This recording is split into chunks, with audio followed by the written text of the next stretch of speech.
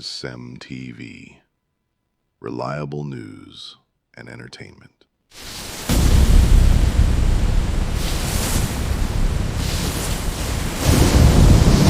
TV News, Truth First, You Next. Stay informed to stay empowered. Good evening, my name is Barrister Christian and I'll be taking the news at 6, and here are the news headlines. Two political allies of Rivers State Governor reportedly leaves his camp for the Rainbow Coalition linked to Nyesom Wike. Obiakpo image maker Sirim says commercial motorcycle ban is necessary for security and public order. United States Department of Homeland Security released names and photographs of 124 Nigerians facing deportation due to criminal convictions. We will bring you details of this and more in a moment. To stay with us.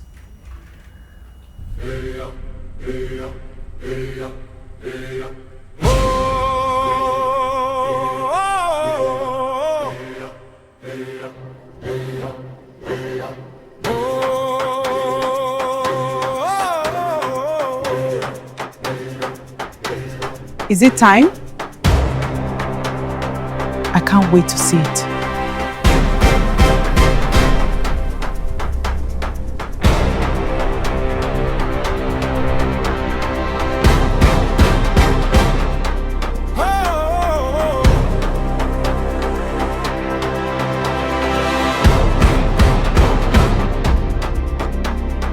Voice of the people, stories that matter.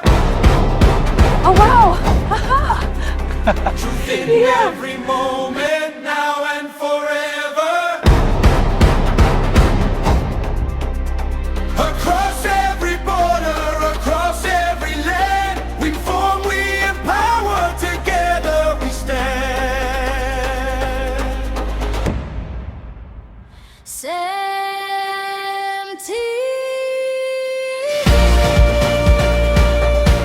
From Africa to the world,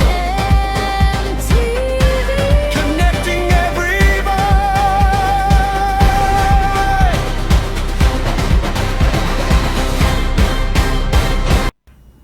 And thanks for joining us. We begin our report from Rivers, where two political allies of the Rivers State Governor, Similai Fubara, have reportedly left his camp and joined the Rainbow Coalition, an alliance linked to FCT Minister Nyesom Wike. The two politicians are Darlington Oji, a former senior special assistant to Governor Fubara, and Collins Onuo, a former commissioner for transport in the state. The move comes after Governor Fubara withdrew from the governorship race ahead of the APC primary election, thereby paving the way for Kingsley Chinda to emerge as the party's governorship candidate in the state. Darlington Oji announced his move on Facebook, saying he had returned home to his family as the political realignment continues in Rivers State ahead of the 2027 elections.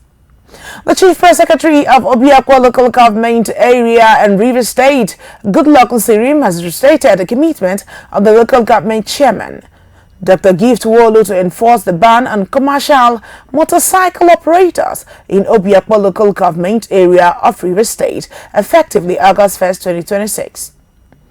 And Sirim made the comment during interaction with CEMTV News crew who visited his office to get clarity on the ban and to understand the government reason and plan for the area and the people. The operations of commercial motorcycles in Obiakpo and Falga dates as far back as 2011. That's during the administration of Rotimi Amechi.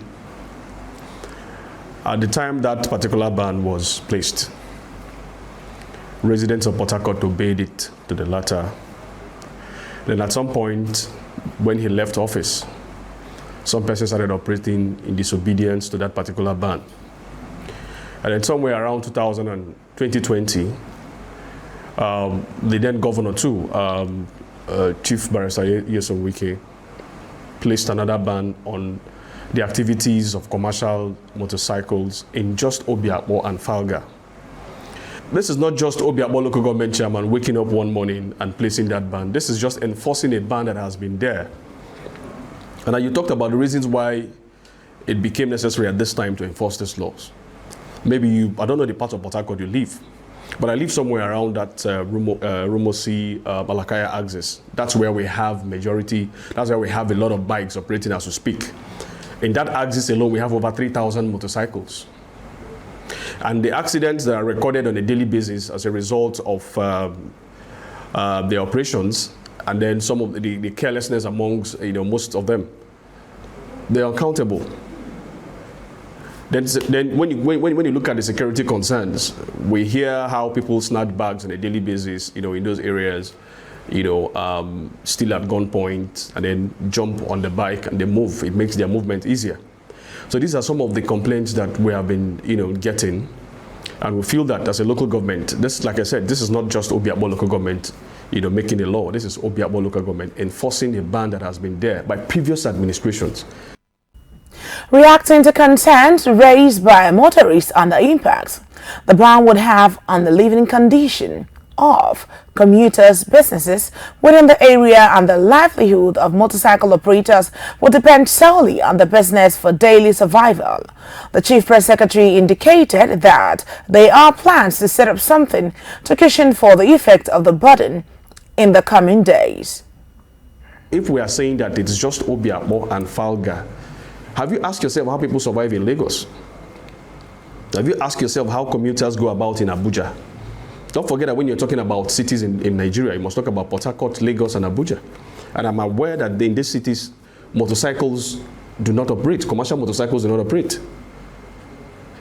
If life was as difficult as they're trying to paint it, do you think that people would be relocating to Abuja and Lagos on a daily basis the way they are doing? Because there are no motorcycle operators, commercial motorcycles operating in those areas. So this is just about people being sensational, if you ask me. This issue of hardship, economic hardship, will always be on the table. But sometimes government need to take certain decisions to restore sanity that will be in the interest of the overall residents of this particular LGA. On a separate development, the Nigerian National Petroleum Company Limited (NNPC) has announced plans to stop using crude oil-backed loans to finance the Port Harcourt and Warri refineries. NNPC Group CEO Bayo Ojulari said that the refineries must become self-sustaining businesses that can generate money, attract investors, and fund their own operations based on performance.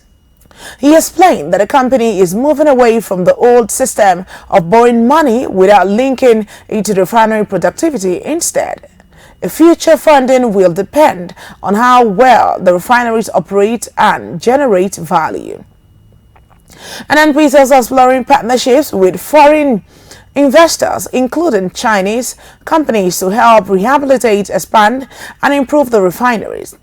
The company said the goal is to transform the refineries into profitable facilities that can support Nigeria's energy needs and reduce reliance on government funding. On National Front, the Director General of National Identity Management Commission, Abishoye Kuka Odusota, has said that the newly enacted NIM Act 2026 will improve Nigeria's digital identity system by strengthening data security and tackling identity-related crimes. Bill Akpabio and Right Honorable Benjamin Kalu, and to the respective ministers here, the Attorney General of the Federation, and to my Honorable Minister of Interior, Dr. Olubumin Tunji-Ojo, and to the World Bank representatives, and to the House Leader, happy birthday once more. You turned 70 yesterday. Today marks a defining moment in the history of identity management in Nigeria. Mr. President, your visionary leadership and unwavering commitment to digital transformation have once again positioned Nigeria for a future driven by innovation, trust, and inclusion. This landmark legislation is not just an amendment of an existing law. It is a bold leap into the future. For 19 years, the legal framework governing Nigeria's identity management system remained unchanged, while the digital landscape evolved rapidly. Today, that gap has been closed. Building on the NAMC Act of 2007, The NIMSI Act 2026 establishes a modern legal framework that further strengthens the Nigerian digital public infrastructure, creating the foundation for trusted identity and seamless access to government and private sector services. It reinforces the National Identification Number as the cornerstone of identity verification and authentication across the country. The Act also introduces critical innovations that respond to the realities of today's digital world.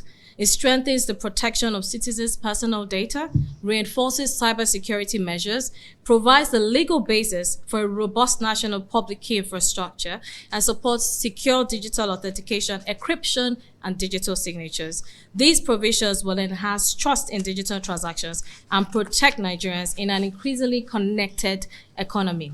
Mr. President, this historic legislation demonstrates your administration's commitment to protecting citizens' data, expanding access to essential services, strengthening national security, and accelerating Nigeria's digital economy.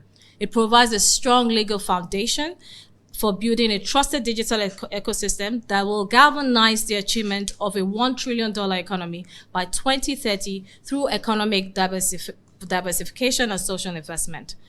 I also wish to sincerely appreciate the President of the Senate, the Speaker of the House of Representatives, the Deputy Speaker of the House of Representatives, the distinguished members of the National Assembly, the Honorable Minister of Interior, the Honorable Minister of Justice, and the Attorney General of the Federation, our development partners, the World Bank, stakeholders, and the dedicated staff of NIMSI, whose collective efforts have made this achievement very possible.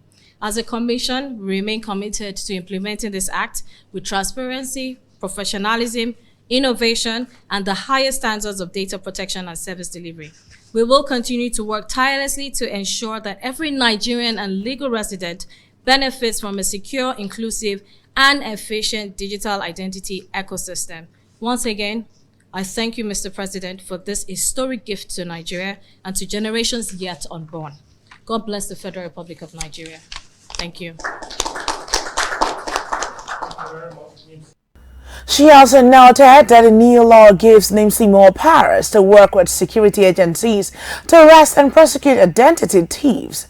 Koka Odusote also announced a nationwide ward enrollment program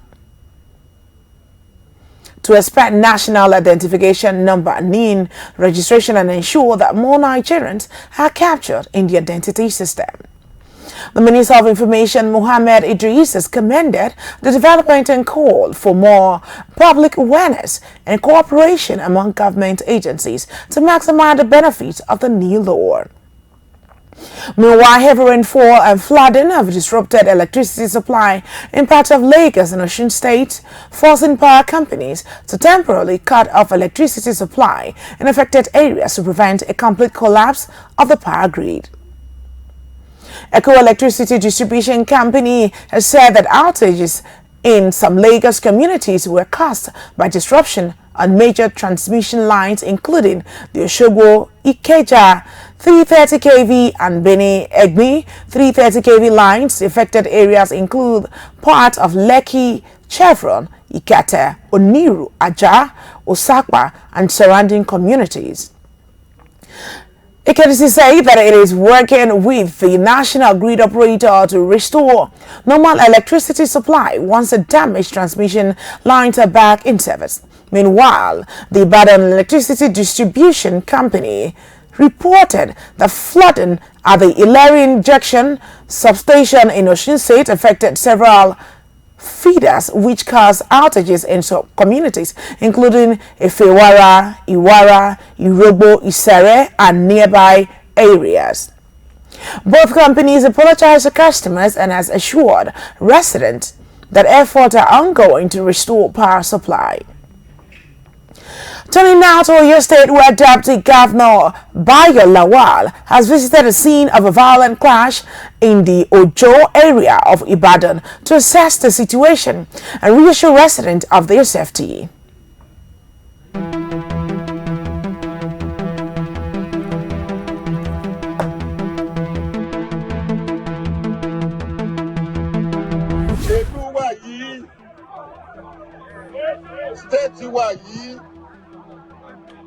A mọ̀ fún ìrọ̀rùn,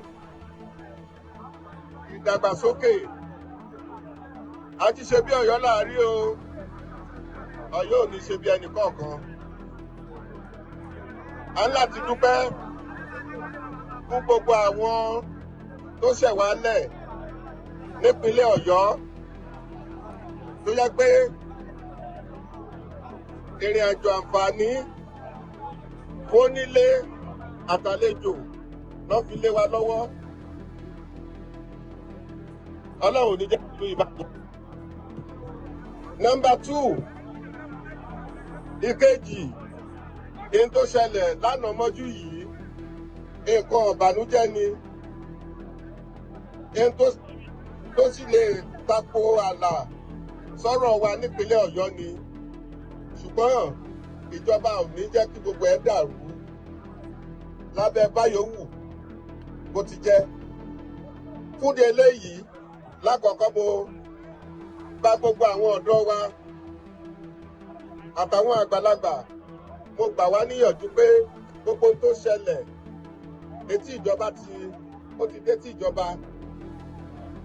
Ìwádìí tó lóòrìn ó máa ṣẹlẹ̀, ṣùgbọ́n ẹ̀yin ọ̀dọ́, don't take laws in your hands. Ẹ ti gbọ́, ẹ má mú òfin sọ́wọ́ ara yín, ẹ má dájọ́ fúnra yín. Ìjọba mọ ètò tó máa ṣe láti rí pé ètò àlàáfíà ó jọba nípínlẹ̀ Ọ̀yọ́, pàápàá jùlọ níbàdàn bí. Ìwádìí tí ó máa lọ, ẹni tí ajere òfin bá símọ́ lọ́wọ́ ó máa jìyà. Ìjọba fi ń dá yín lójú. Ṣùgbọ́n bá a ṣe wà ní ìsìn, èyí tá a rí ni pé tá a bá tètè dẹ́kun tó ṣẹlẹ̀ yìí, wọ́n ti fẹ́ sọ di ẹlẹ́yàmẹ̀yà mọ́ wa lọ́wọ́. Ìjọba ọ̀dẹ̀ nígbà. It's one Nigeria, and everybody is free to live, reside, and trade anywhere in Nigeria. Ṣùgbọ́n ṣe é mọ̀ pé àwọn criminals, wọn ikọ̀ criminals wájú. Torí náà nǹkan àṣàyàn la máa ṣe. Gbogbo àwọn tí wọ́n bẹ̀rẹ̀ wàhálà yìí, ọwọ́ ìjọba máa tẹ̀ wọ́n. The clash, which involved rival groups that left several persons dead and some others injured, and also causing tension in the community and disrupting business activities, reportedly started after a commercial tricycle rider was killed following a dispute over a point-of-sale transaction. During its visit, Lawal described the incident as a criminal matter and warned residents against revenge attacks. He noted that criminal activities should not be linked to ethnic group and assured that those responsible for the act will be arrested and prosecuted. Security agencies, including the police, military, and the Oyo State Security Network Agency, Amotekun, have been deployed to restore peace in the area. The state government has also promised to investigate the cause of the violence and ensure justice for the victims. On African news, Arnold Damase has officially resumed all duties as King Mezuluzu Kaziwetini's private secretary following the resignation of Prince Kishawanguban Izulu, who stepped down after serving for about a month in the role. Zulu confirmed his resignation but declined to explain the reasons, saying that a king's office should make them public. According to report, Zulu never fully took over the position because King Mizulu continued assigning key responsibilities to Ndamasa. Sources also claim that Zulu lacked the necessary support, including a salary and an official vehicle. The king's spokesperson Mpikayesi Buthelezi confirmed the resignation, while the traditional Prime Minister Reverend Thulasizwe Buthelezi announced that Ndamase has now fully resumed his responsibility and other administrative duties in the king's office.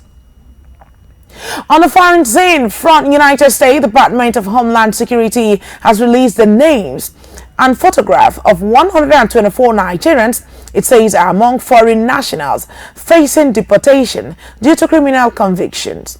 The list, which was published on Wednesday, 8 July 2026, serves as part of DHS updated Worst of the Worst Criminal Register, which highlight the individuals that the agency says were convicted of serious offenses. However, U.S. authorities did not reveal the specific crimes linked to each person or announce when the deportation will take place. DHS said the actions as part of ongoing immigration enforcement efforts by the U.S. government with priority given to individuals considered to be serious criminal offenders. On another front, at least 39 people have died following a severe flooding that was caused by a tropical storm.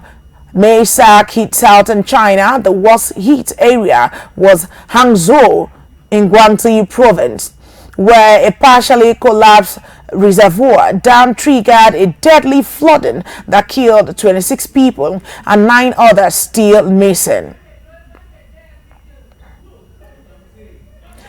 Rescue teams are using boats and drones to reach affected communities, while floodwaters have also swept away animals, with a local zoo reporting more than 100 missing animals. Meanwhile, Typhoon Bavi is expected to pass near Taiwan before making a landfall on China's east coast, bringing more heavy rain, and authorities have said that floodwaters are gradually receding, while cleanup, road repairs and power restoration efforts will continue in the affected areas. Still to come in the news stories are: Lagos State government hands over a rescued 22-year-old woman and her baby to official of the Plateau State government. Nigeria Customs Service Borno Yobe Area Command partners with the Independent Corrupt Practices and Other Related Offences Commission to promote integrity, accountability and transparency among its officers. Please stay with us as we go on the break. We'll be right back.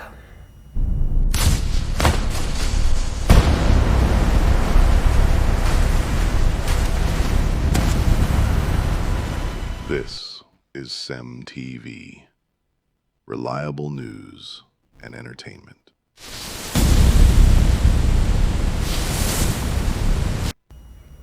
Welcome back. And on health news, Think Me Kindness, a 22-year-old woman rescued by the Lagos State government after she was found unconscious on the streets in Island, Lagos, has now been handed over to officials of the Plateau State government, who will provide she and her baby with rehabilitation and support. Kindness was found unconscious on a street in Allen, Lagos, and was rushed to the Lagos State University Teaching Hospital through the Lagos State Health Management Agency's assistance in distress Lasma Aid, where she received emergency treatment. After recovering, she gave birth to a healthy baby girl. Lagos officials noted that the rescue highlights the success of the state emergency healthcare program, which provides life-saving treatment to residents regardless of the financial status, saying that the program has saved 34 lives since it became fully operational in March 2026. And in businesses, even Nigeria Customs Service Borno Yobe Area Command has partnered with the Independent Corrupt Practices and Other Related Offences Commission to promote integrity, accountability and transparency among its officers. The sensitization program, which was held at the Customs House in Maiduguri, focused on ethical standard, anti-corruption laws and accountability in customs operations. Customs Area Comptroller General Muhammad Idris stated that integrity and professionalism are essential for protecting government revenue, facilitating legitimate trade and maintaining public trust.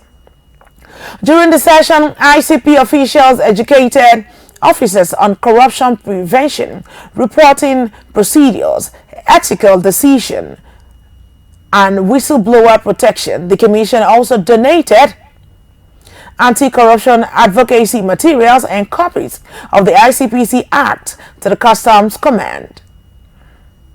And in sport, following speculations about the future of Nigerian winger Samuel Chukwueze, the new head coach of AC Milan, Ruben Amorim, has confirmed that Samuel will remain at the club.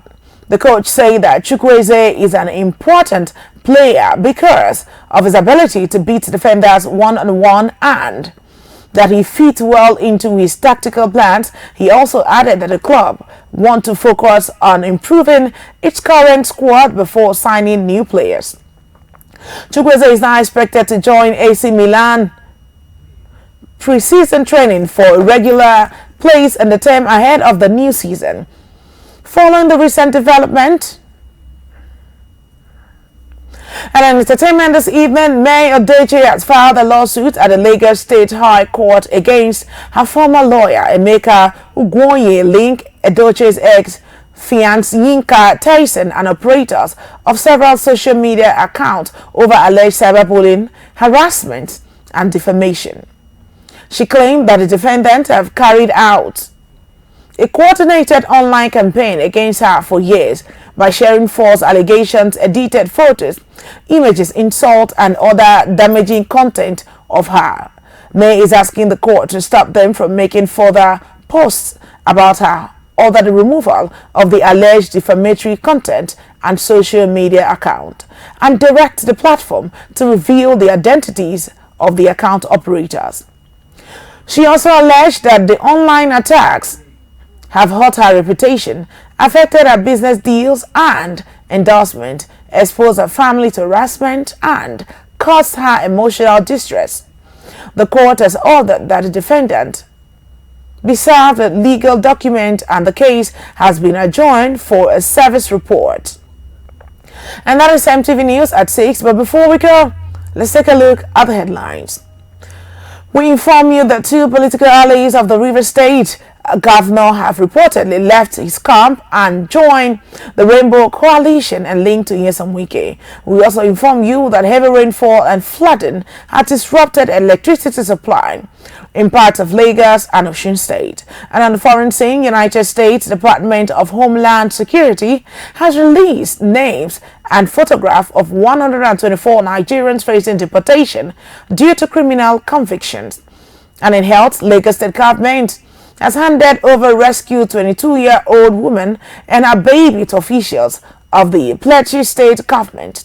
And in business, Nigeria Customs Service Bono Yobe Area Command has partnered with Independent Corrupt Practices and Other Related Offences Commission to promote integrity, accountability, and transparency among its officers.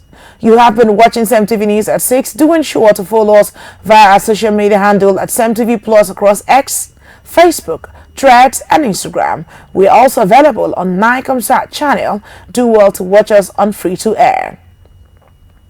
CEMTV News, truth first, UNES. Stay informed to stay empowered. I am Bariswa Christian Wingwa. Good evening. Thanks for staying tuned.